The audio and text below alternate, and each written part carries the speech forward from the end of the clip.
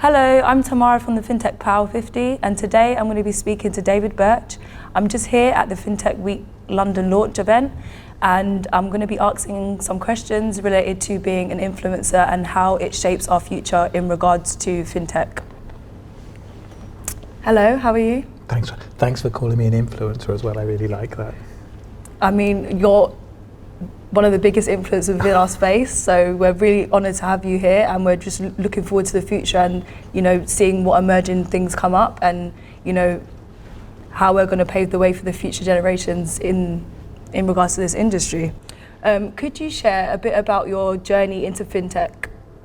Sure. So I come from the sort of traditional financial technology background, with banks, card schemes, that kind of thing.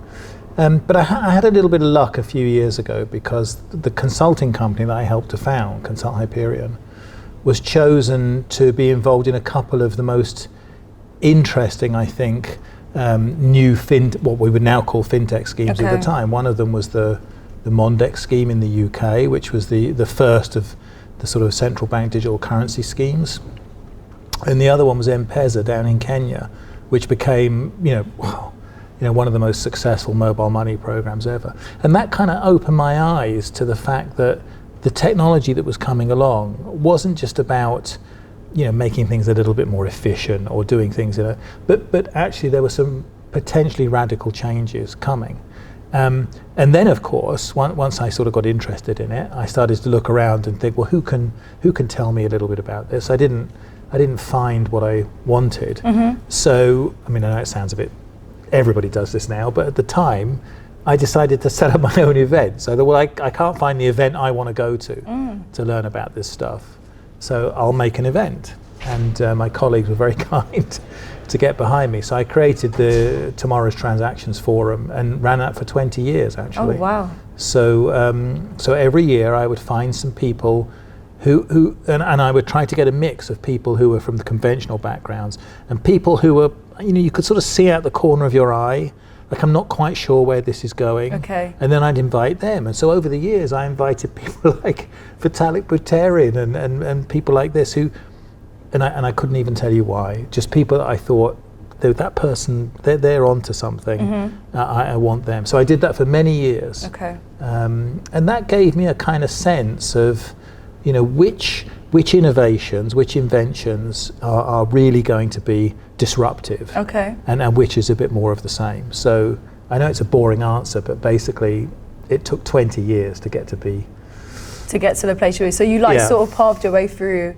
and made things happen, and you put things together. And did you sort of see that there was a recurring theme, like with different companies coming back, just to see progress, or I think always new? Sorry to cut across you. Ask me the question again. Do you feel like, obviously you paved your way through and you've obviously got companies which you invite to the events after their growth? Did you ever see like the same companies coming back year in, year out, or it's quite, ever changing? I feel quite proud that there were companies that we invited along in their earliest days who are now, companies like Chainalysis and Elliptic. So I think, the ability to sort of look around and see who's really going to change things, I think I learned a lot from that. But also, you just have to cast the net wide. You just don't talk to the people that you spend all day talking to. You need to go out and find the people who are, and I quite like doing that because I quite like meeting new people, so I like that part of it anyway.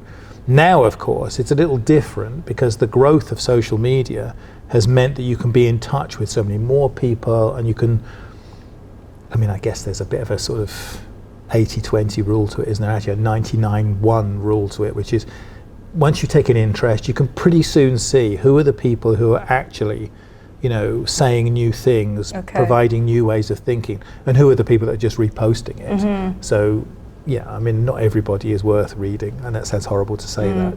But actually, it's been fantastic for people like me, because you can just reach that many more people and interact with them, which I really like doing. And that obviously follows into the next question in regards to social media and the platforms that you are on. Is there any that you favoritize, or like what's your journey been in regards to social media? Like which ones do you like, dislike? Well, I think that they have different purposes, don't they, really? So, I am a huge Twitter fan. I absolutely love Twitter, and I love Twitter it's zeitgeist, you know. You come out of a meeting, like in the old days, you wouldn't remember this is before you were born, but in the old days you'd come out of a meeting and you'd like look at your emails and see what's going on. Nowadays you come out of a meeting and you look at Twitter, because Twitter is the zeitgeist, like what's happening, and I love all that. And also people are tolerant of you, and like you can make jokes and make fun and have a good time on Twitter, and people are okay with that. I mean, I'm sure other people have told you the same thing. You know, Twitter is like it's not about you, it's about who follows you, you know. And so you've got to post things that people are interested in and want to read, but you can have fun with it too and mess around. So I like that. I feel like there's like a fun side, but then also quite serious. Like it is quite competitive, like obviously in regards to other influencers as well, in regards to who's on top, who's doing the next big thing. But then on the other side of things, you're always involved in your community, which is a nice feeling, which is what obviously you're saying. No, before. community is a good word for it, because remember, you know, I'm not interested in every aspect of Fintech, it's too big. Yeah, of course. But there are certain things I'm really interested in, like digital identity is one of them. And so I will follow people in that space, but I like to think I'm doing something useful for the people that follow me, because I'm kind of curating stuff and I feel I have a little bit of expertise to share in that. That's different. You know, LinkedIn is much more about business and building links between businesses and slightly longer form stuff, you know. And I use LinkedIn in a way, I probably should use it a bit more actually, but I use LinkedIn to keep up, and also remember I'm old, so I forget everything. So if I want to know, oh wait a minute, who was the guy that you spoke to, or I use LinkedIn. Like networking in regards, it's more fitting for that rather than. And actually it works quite well for that, you know. For both, so you're basically in between, you'd say LinkedIn and Twitter the most currently. Yeah, I mean I probably should try and make more use of other social media, but I mean I just have too much to do. And also, you know, I kind of pride myself. I've written a couple of books, and I like that, and I'm sort of proud of being a writer, you know. And I write for Forbes online, and I write for Financial World magazine, and I have blogs and Substack and all this kind of thing. So there's quite a lot going on. Yeah, so I spend quite a lot of time. I spend quite a lot of time writing as well. And as I've said to many other people in this kind of area, if you're smart about that, if you're not random, actually, if you plan a little bit ahead, you can make that kind of thing work, because then you think, okay, I'm writing this chapter of the book, so for that I need to write a journal paper about this. For that I need to do a couple of magazine articles about that. To do the magazine article, I should write a blog post so about it's like this. Repurposing the same content, kind of. Yeah, well, no. It's about building the content into something, you know. Fine. And so, look, probably it looks a bit random. The stuff I'm posting on Twitter and LinkedIn, like maybe it looks a little bit random, but it's not really. You know, I am making certain points and building certain arguments. So it's like a method behind the madness kind of thing. Is that basically what you're trying? And of course, you know, you want people to follow you on the journey and stay with you. You don't want, because it's not a straight route, so it's going to be quite you know, sporadic anyway. So but don't it you makes think no sense. One of the things about that kind of social media is it gives, because you're engaging with people, it gives you the opportunity to learn a lot more than maybe in the old days. I feel like it opens up the conversation as well. Yeah. On a broader sense, and you can have, like, you know, polls and stuff, just like, so yeah. You know, you have the opportunity to engage with people, and that can be positive or negative, you know, but for me it's always a positive. So if I put something, if you come to LinkedIn and you post in reply to me and you say, this is the biggest load of old rubbish I've ever read, you don't know what you're talking about, you're a moron, I don't understand why anybody listens to you, all I will see is you read my post. That's all I care about, you know. So in a way, even negative engagement is still engagement, and it tells you what other people are thinking, and I mean, I love that stuff. I mean, some people like controversy, some people don't, so it just depends on your style and what you're trying to, you know, reach for. But I like that as well, having that little bit of discussion, because everyone's entitled to their opinion, so I feel like that's quite important as well. We bring that to the, you know, forefront. But it also depends on who you respect, doesn't it? Because the point is, I know you and I've met you and I know that you're interested in this stuff and you think about it. So if you posted something that said, actually, Dave, you're wrong about this, that's not quite how it works, or if you said, actually, have you thought about this other angle, I would pay attention to it, because you know, there is kind of a respect element to it, you know. And if you don't know somebody, you can't respect them.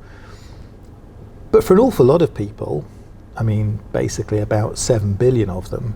I don't care what they think about anything, you know, so they can why would I care? You can post whatever you like. I don't care what you think about things. So, you know, you have to have a kind of view of where you want to take it and where you want to be. And also know where your time's going as well, because you can get so caught up in being on social media. You know, one minute you look down at your phone and then it's been a few hours. So it's like managing what you're doing, because you obviously have your, you know, plans and things that you need to be getting on with. So this is something that you can't obviously spend your full time on, which a lot of people think influencers are fully on social media, which they're not. Some, you know what I mean? There's like ghostwriters and stuff like that. So it is it's bigger than what it seems as well. But there's different kinds of so for example, Twitter. I mean, we're a different generation, so you're probably like more Instagram and things. Yeah, exactly. Yeah. So for me, you know, Twitter is, I can do that. You know, whenever I've got a few minutes, I'll go in and have a look at Twitter. And I mean, I probably do spend too much time on it, but it's not. But also, I enjoy it. I mean, I want to see what people are saying, you know, that sort of thing. But for something like LinkedIn, you know, I mean, like I don't dash things off on LinkedIn. I mean, I'm writing things properly and dropping them in. And I want to spend time on that. You know, it's important to me to post things that people will find interesting and sort of hang together. So I don't resent that time at all. I mean, it's not like I'm sodding about on TikTok or something, or, you know. Yeah, exactly. Yeah. So in regards to collaborations, what have you enjoyed the most? I mean, for me, the really important collaborations have been the ones that are sort of eye-opening, the stuff that you wouldn't ever sort of think of yourself.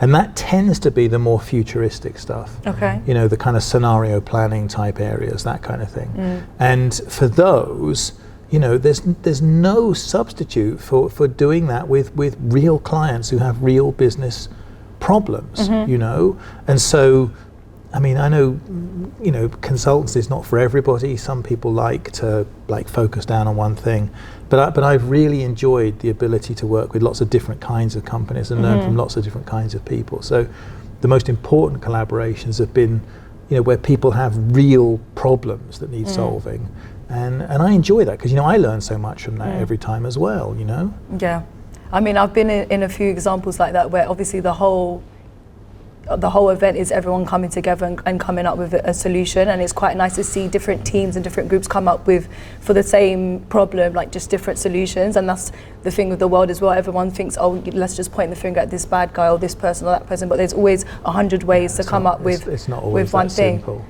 I would also say as well, I mean, people think this is like a modern thing and you're paying lip service to it and whatever, but there is a truth to the fact that, you know, I've had the opportunity to work with some really interesting and very different people. I've had the opportunity to live and work in a few different countries. And there's no getting away from this kind of issue of perspective. Right. You know, you do need to be able to see things from a few different angles. Culturally, yeah.